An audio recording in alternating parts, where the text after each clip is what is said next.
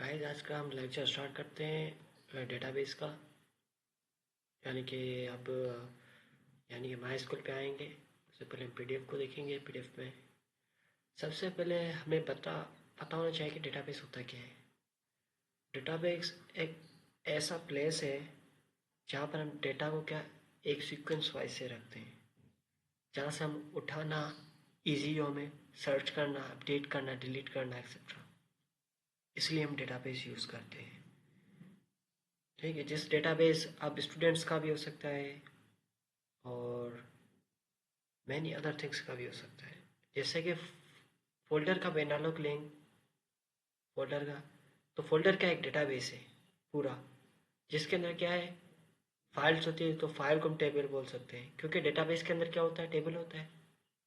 उसके बाद फिर फाइल के अंदर कंटेंट होता है। तो कंटेंट की हमारे रोज हो गई, कॉलम्स हो गए, जो भी चीज़ है वो हो गई। ये किसके फोल्डर के हवाले। जैसे अब एक्सेल के हवाले से हम बात करते हैं। एक्सेल लेना लो, एक्सेल मतलब जैसे एक्सेल के अंदर मल्टीपल वर्कशीट्स होती है। तो वो क्या हो गया, इसके टेबल हो गए। यानी कि मल्टीपल शीट क्या हो गई, एक हो गई टेबल का सूरत, यानी कि एक शीट एक टेबल, दूसरा शीट दूसरा टेबल। अब एक शीट के अंदर मल्टीपल कंटेंट हो सकता है, तो उसके अंदर रोज एंड कॉलम्स होती है। तो इसको हम बोल सकते हैं डेटाबेस। ठीक है, डेटाबेस की तरह होता है ये। तो हम डेटाबेस की बात करते हैं तो हम माइस्क्ल खुद के माइस्क्ल खुद सॉफ्टवेयर पे चलते हैं, कैसे काम आता है। तो डेटाबेस की नाम लेते हैं तो आपको ये पता होना चाहिए कि डेटाबेस क्रिएट करना होता है, उसमें डेटा एंट्रीज करनी होती है, अपडेट करना होता है, डिलीट करना होता है। तो सब सीखेंगे। सबसे पहले आप सीखते हैं कि डेटाबेस क्रिएट कैसे करते हैं, उसके अंदर वैल्यूज़ कैसे इंसर्ट करते हैं। हम देखते हैं कि डेटाबेस क्रिएट कैसे करते हैं। डेटाबेस क्रिएट करते हैं, सबसे पहले चलते हैं, यहाँ पर लिखा है क्रिएट डेटाबेस, यानी डेटाबेस क्रिएट करना। तो इसकी क्वेरी होती है क्रिएट डेटाबेस, और डेटाबेस का नाम लिखना होता है। यहाँ पर डेटाबेस का नाम लिखना होता है, यानी कि आप अपना जो भी सॉफ्टवेयर यानी कि डेटाबेस बना रहे हैं तो उस डेटाबेस का आप नाम लिखेंगे। ठीक है, तो चलते हैं माई स्कूल पे सर्वर के ऊपर, वहाँ देखते हैं सॉफ्टवेयर के ऊपर। तो यहाँ पर करने के लिए क्रिएट डेटाबेस, मैं अपने डेटाबेस का नाम लिख रहा हूँ code with Neelam. Code with Neelam जैसे लिखा, मैंने यहाँ क्लिक किया, नीचे एक कमांड है, हमें बोला है आपका क्रिएट डेटाबेस हो गया है। ठीक है, यानी कि हमारी लाइन सही से एग्जीक्यूट हो चुकी है। आप देखने के लिए यहाँ पर स्कीमा के ऊपर चेक करेंगे, रिफ्रेश हाल करेंगे, कोड विद नीलम के नाम से, यानी कि मेरा डेटाबेस बन चुका है। डेटाबेस बनने के बाद डेटाबेस को यूज़ भी करना होता है।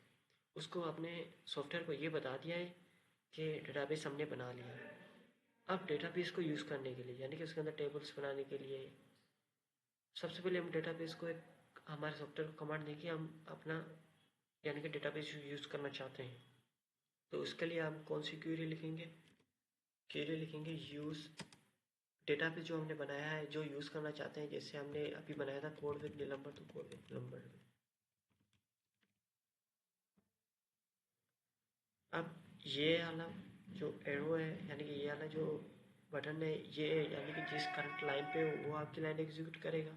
और ये पूरे डेटाबेस को, अगर एक बार आपने बना लिया डेटाबेस तो बार बार ये नहीं है। अगर जो भी क्वेरी आपको रन करनी है तो आप इस बटन से करेंगे, क्योंकि वो ईच लाइन क्वेरी करनी है, या सिलेक्ट करके करना, सिलेक्ट करके जो जितना आपको कोड से यानी कि क्वेरी रन करवानी है उतना सिलेक्ट करके इस बटन को क्लिक करना है। जैसे कि मैं अपनी डेटाबेस यूज़ करना चाहता हूँ, मैंने अपने नीचे कोड रन सक्सेसफुली रन हो गया, यानी कि मैं अपना डेटाबेस यूज़ कर सकता हूँ। अब मैं अपने डेटाबेस के अंदर हर कोई काम कर सकता हूँ। हो गया क्रिएट, उसको यूज़ करना आ गया। अब पहले हम क्रिएट टेबल करना सीखते हैं। सबसे पहले आपको सिंटैक्स याद होना चाहिए, क्रिएट डेटाबेस यानी कि क्रिएट टेबल, और यहाँ पर आप अपने टेबल का नेम लिखेंगे, फिर पैरेंथेसिस देंगे। उसके बाद आपने जो कॉलम आपने लिखना है, जो कॉलम आपने टेबल में ऐड करना है, आप वो यहाँ पर ऐड करेंगे। जैसे मैंने आईडी दी है, स्टूडेंट आईडी एक्सेट्रा जो भी आईडी होती है वो क्या होती है, इंटीजर होती है। तो इंटीजर, और ये आप ऑटो इंक्रीमेंट प्री प्राइमरी की ये आप छोड़ देना इसको बाद में डिटेल में पढ़ेंगे। आईडी के बाद हमने नेम दिया है। नेम क्या, वेर केयर 100, यानी कि जैसे कि दूसरी लैंग्वेजेस में, जावा में, C++ में स्ट्रिंग कैसे लिखते हैं, यहाँ पर स्ट्रिंग नहीं, यहाँ पर वेर केयर आता है और इसकी लेंथ हम यहाँ पर इनिशलाइज करवाते हैं। जैसे ईमेल, उसका जेंडर हो गया, डेट ऑफ बर्थ और क्रिएटेड टाइम स्टैम्प उसको बाद में देखेंगे। पहले हम टेबल क्रिएट करना सीखते हैं। टेबल क्रिएट कैसे करते हैं, तो क्रिएट टेबल करने के लिए कमांड लिखनी है, क्रिएट टेबल, और क्या टेबल का नाम लिखते हैं। जैसा फॉर एग्जाम्पल हमने लिखा है डिटेल, डिटेल लिखा है। अब डिटेल के हम क्या अपनी रोज बनाएंगे, यानी कि ईच कॉलम बनाएंगे हम इसके अंदर, यानी कि हर कॉलम का अपना अपना नाम देंगे। जैसे मैं लिखता हूँ स्टूडेंट आईडी, ये क्या है, इंट होगा, कॉमा देना है। दूसरा कॉलम ऐड करने के लिए बना दिया। उसके बाद हम नेम का बनाते हैं, जैसे कि हमने लिखा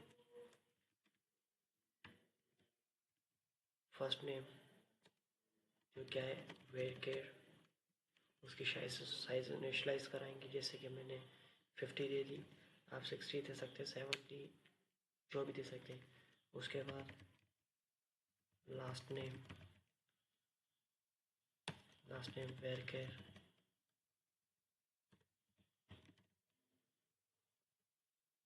दे दिया, ठीक है।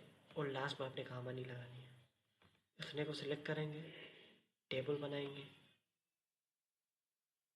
देखें नीचे सक्सेसफुली रन हो गया, यानी कि हमारा पूरा टेबल क्रिएट हो चुका है। ठीक है, टेबल क्रिएट हो चुका है। अब देखते हैं कि टेबल क्रिएट हुआ है कि नहीं।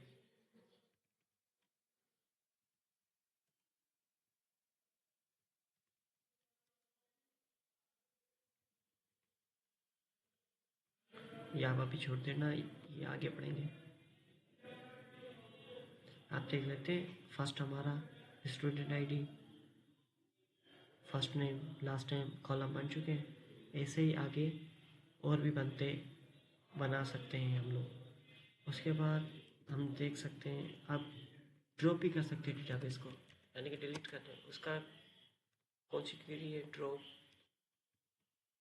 डेटाबेस, और डेटाबेस का नाम लिखना है जो आप डेटाबेस रिमूव करना चाहते हो।